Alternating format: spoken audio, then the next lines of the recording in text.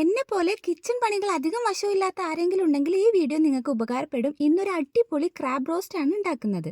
ക്ലീനിങ്ങും കട്ടിങ്ങും ഒക്കെ ഇവിടെ തകൃതിയായിട്ട് അമ്മ ചെയ്യുന്നുണ്ട്. എന്തായാലും അതവിടെ നടക്കട്ടെ. ആ സമയം കൊണ്ട് ക്രാബ് റോസ്റ്റ് ഉണ്ടാക്കാനുള്ള കാര്യങ്ങളിലേക്കൊക്കെ കടക്കാം. ആദ്യം തന്നെ ഒരു ചീനച്ചട്ടി അടുപ്പിലിട്ട് എണ്ണ ചൂടായതിനു ശേഷം ആവശ്യത്തിന് കടുകിട്ട് ഇതുപോലെ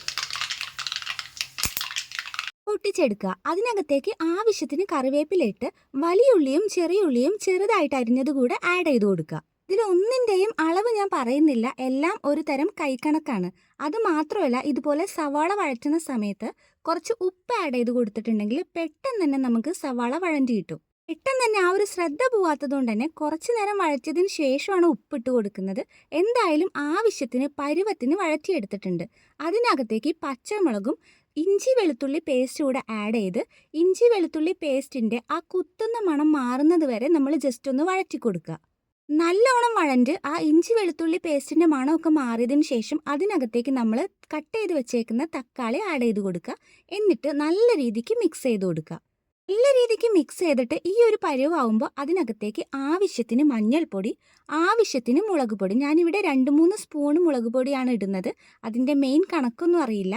അതിനുശേഷം കുരുമുളക് പൊടി, ആവശ്യത്തിന് ഗരം മസാല, ആവശ്യത്തിന് മല്ലിപ്പൊടി, ആവശ്യത്തിന് ഉപ്പ് എല്ലാം പാകത്തിന് ആഡ് ചെയ്ത് ഇതുപോലെ വഴറ്റിയെടുത്തതിന് ശേഷം നേരത്തെ കട്ട് ചെയ്ത് വെച്ചേക്കുന്ന ഞണ്ട് നമ്മൾ ഇതിനകത്തേക്ക് ആഡ് ചെയ്ത് കൊടുക്കുക. ഒപ്പം തന്നെ ആവശ്യത്തിന് വെള്ളം കൂടെ ഒഴിച്ച് നല്ല രീതിക്ക് ആ അരപ്പും ഞണ്ടും വെള്ളവും കൂടെ ഒക്കെ മിക്സ് ചെയ്ത് നല്ല സെറ്റാക്കി കൊടുക്കുക. എല്ലാ അരപ്പും ആ വെള്ളത്തിലും ഞണ്ടിലൊക്കെ പിടിക്കുമ്പോൾ ഏകദേശം ഈ ഒരു പരുവത്തിൽ കിട്ടും. ഇപ്പം തന്നെ നല്ല അടിപൊളി ഒരു സ്മെല്ല് വരാനുണ്ട്. എന്തായാലും ഇതുപോലെ നല്ല സെറ്റാക്കി നമ്മൾ വെച്ച് കുറച്ച് നേരം ഇത് മൂടി വെക്കണം. ഇനി എന്തായാലും ആ അരപ്പെല്ലാം ആ ഞണ്ടിൽ പിടിച്ച് നല്ല സെറ്റ് ആവണ വരെ ഒന്ന് മൂടി വെക്കുക.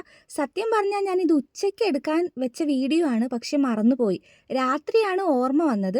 രാത്രി ആയപ്പോഴേക്കും ഞണ്ടിതാ ഇത്രയായിട്ടുണ്ട്. ബാലൻസൊക്കെ തീർന്നിട്ടുണ്ടായിരുന്നു. പക്ഷേ അടിപൊളി ടേസ്റ്റ് ആയിരുന്നു. നിങ്ങൾ എന്തായാലും ഈ രീതിക്കല്ല ട്രൈ ചെയ്യണതെങ്കിൽ ഒന്ന് ട്രൈ ചെയ്ത് നോക്കൂ. മസ്റ്റ് ട്രൈ ഐറ്റം ആണ്.